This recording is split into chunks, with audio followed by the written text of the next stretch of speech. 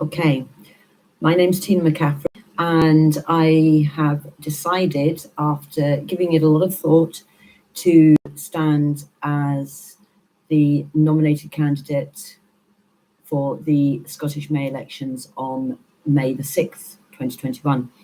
I was asked to stand for the SSP, the Saving Scotland Party. I had to think about it for a long time because I've got a successful business teaching aesthetics to medics and non-medics, and it's a career that I love.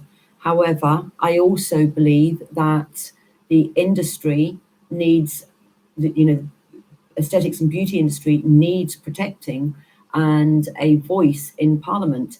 And that became really evident and clear in the COVID crisis over the past year, when we were put into lockdown and pubs and restaurants were all allowed to open way before the beauty and aesthetic clinics across Scotland, England and Wales. We were one of the last to open. And in Scotland, when we did open, within 2-3 weeks, we were told that we couldn't do any treatments if we had to remove the mask. This is taken into account that in our industry, we are highly trained in PPE, we're highly trained in the aseptic non-touch technique, we know all about sterilisation, autoclaving, and how to take patient consults and all that sort of thing. We had changed our approach to patient intake forms so that we wouldn't be doing them face-to-face, we would be doing them over Zoom, and there would only be one person in the clinic at any given time with the practitioner. And that was implemented by 95% of clinics and beauty salons across Scotland. But we were told, no, you cannot do a treatment if the mask was removed. Now, you have to think about that from a logical perspective, and that is, you can go and sit in a pub, you walk in the pub with your mask on, take your mask off when you sit at a table with 5 other people, and a metre away will be another table of 6 people, all with their masks off, all in a confined space, all eating, drinking, laughing, talking. And the fact is, droplets, as we talk, droplets spread. And yet, you cannot come to me or another practitioner in the beauty and aesthetics industry to have anything done if the mask has to be removed with the practitioner in full PPE. And when I say full PPE, I don't just mean a mask. I mean a mask, a visor, aprons, hairnets, you name it, they will be in it. They will be sterilising the couch, the trolleys, the equipment in the room, and that will be done after every client. And yet when you go into a pub, you get a quick wipe of the table and then the next group of people sit down. And yet we're unsafe and we can't operate. So that's 90% of our businesses. And that is still the case now. Even though, I mean, yes, we're in another lockdown. But the fact is, when we go back, we still will not be able to do a treatment if the mask has to be removed. You've got to remember that that is at least 90% of most clinic and salons business, because most of our work is in the neck face area. If you want a lip wax, you have to remove the mask. If you want a chin wax, you have to remove the mask. If you want a facial, you can't do a facial from here up.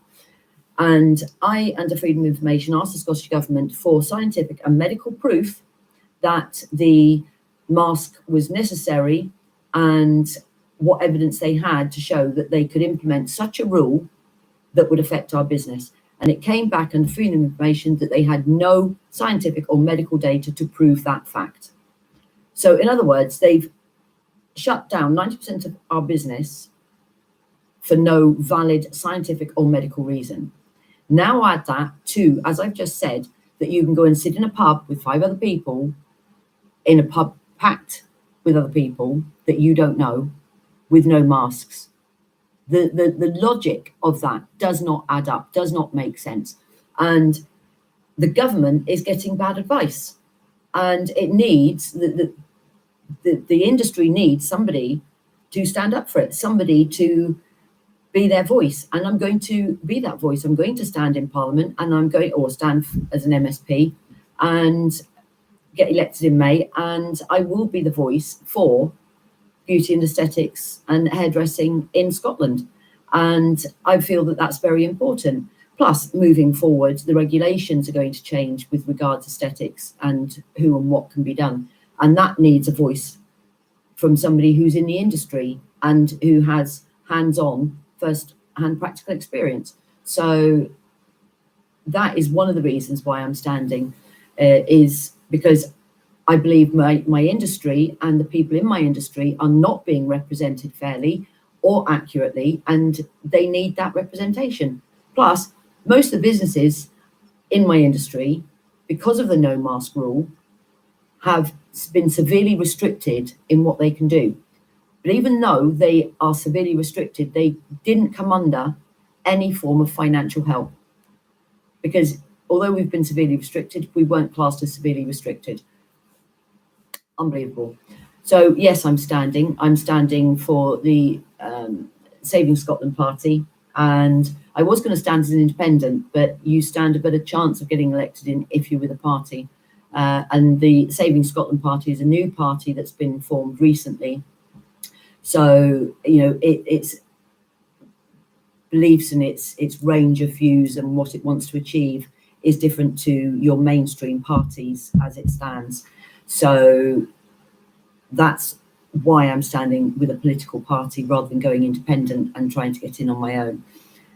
I also believe that it needs a voice from somebody who can fight when it comes to things such as mental health issues, depression, suicides, substance abuse, and the fact that it is underfunded. I mean, the current Scottish Government have released funding for mental health or drug issues across Scotland, but it's nowhere near enough, because the damage has been critically done over the past 4 or 5 years, and we've had drug rehab centres closing left, right and centre across Scotland, and that needs to change. It also needs to change in the context that since COVID, there's been no support structure put in place. There's been a higher increase in suicides across the UK, not just in Scotland.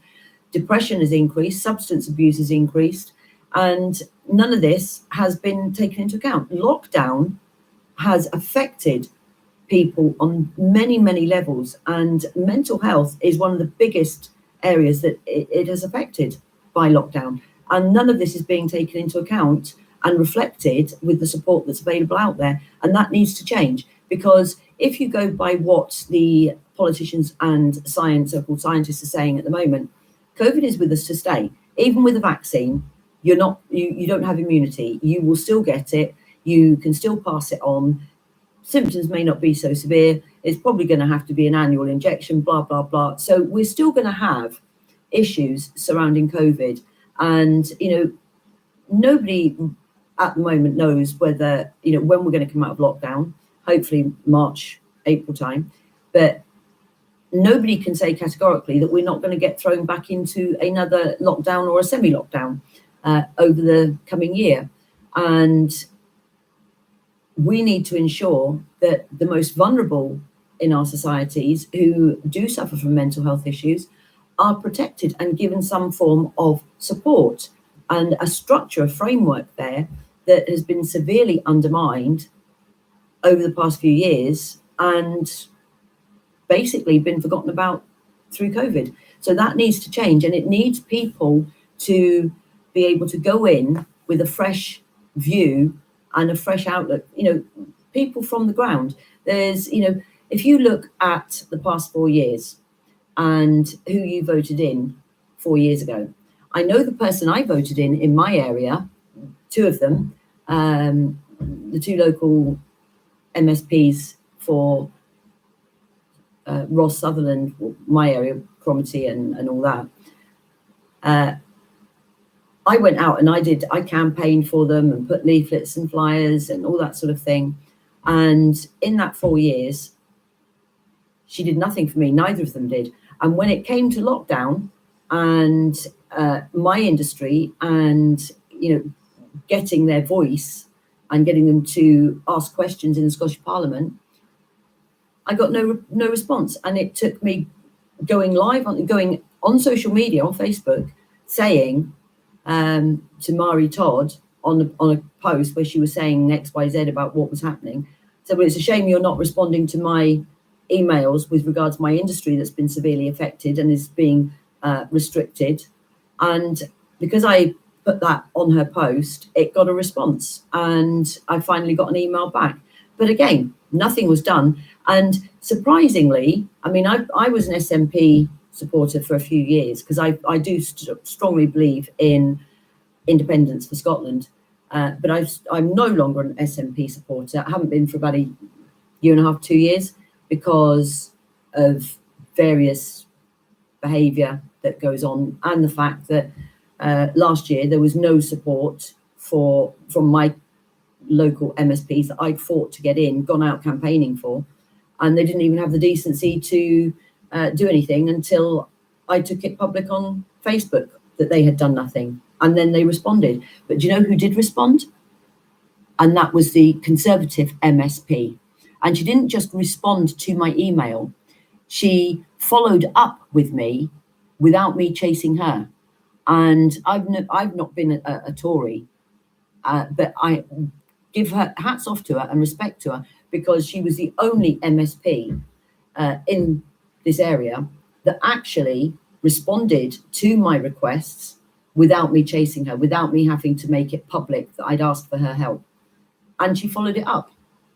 So yes, I'm standing. I'm standing for the Saving Scotland Party, and it's a small party. It's not a big party, but the point to the party is that we're the voice of the normal, everyday person in our constituency. I'm standing for the beauty and aesthetics industry across Scotland. I will be the voice for the industry and support the industry by getting elected in, and I will be the voice for my area, the Highlands and Islands, and I will support things for my area. One of them being autism, and the fact that there is no proper framework or structure in place for autism, the children suffering from autism, and their families, and their schooling suffering. And that's been majorly affected since COVID. And I've had families contacting me saying that they were told that they would get extra help for homeschooling, and they've had nothing. They've literally been left in the cold. So their children have got no support, no education, no nothing. And all of these are things that need to change. They need to be out there for support, and it needs a voice of somebody who isn't isn't going to toe the party line. That's one of the reasons that I stood for the Saving Scotland Party, because I said to them, I won't toe the line. If the party says one thing and I don't agree with it, and that it's going to be detrimental to people in my area, then I won't toe the party line, and I would walk away from the party. And I discussed this before I even accepted the nomination for being a candidate for them. And as they said, it's not that they won't have a party whip and things like that. It's a party of equal views, and we do what's best within the party for our areas. So if one of the candidates, say, is in Glasgow, and something we're doing doesn't fit for that constituency, then they don't have to do it. But our views and our beliefs are very similar as a party in what we want to see achieved. So that's the party that I'm standing for.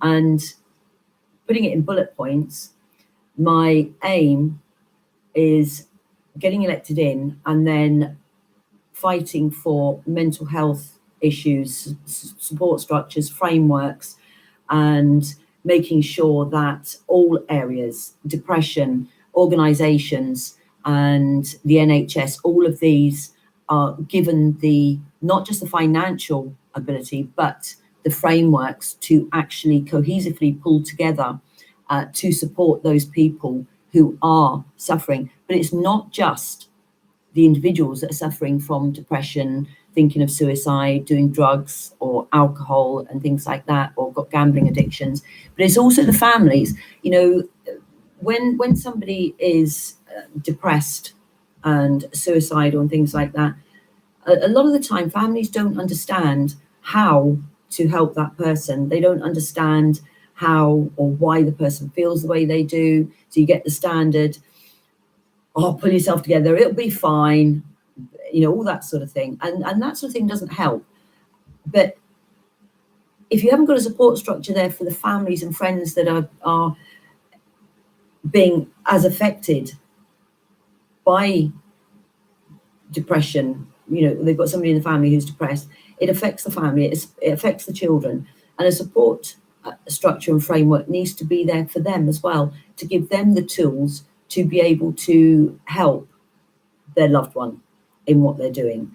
So I'll be campaigning and fighting that in Parliament to ensure that that does get put into place. And I will be fighting for help, support and funding for autism and the various areas on the spectrum that autism falls, because it's a very broad spectrum, and that the support is there for children who have autism, for their families, for schools, and for outside organisations that can step in, which we currently don't have. And then, of course, we've got child abuse, and child abuse is horrendous. There was a piece in the British Medical Journal recently that said in, I think it was May last year, that child abuse in 1 month had increased by 1,400% in 1 month alone in the amount of children that were being abused and being seen in hospitals. And I mean, that is May last year. That is shocking. I mean, we haven't had the stats since for the child abuse and the increase. And it's the same with domestic violence. Domestic violence doesn't just affect women, it affects men as well. And we don't hear a lot about the men that are being abused by their partners, but domestic violence affects both. And since lockdown, that's been increased drastically. And because the person that's being abused can't get away. They're with their partner 24/7, and the same goes for the children. The children were having at least some kind of respite by going to school, and you know, people were looking out for them in school. That peer structure, teachers, dinner ladies, etc. They haven't got that anymore.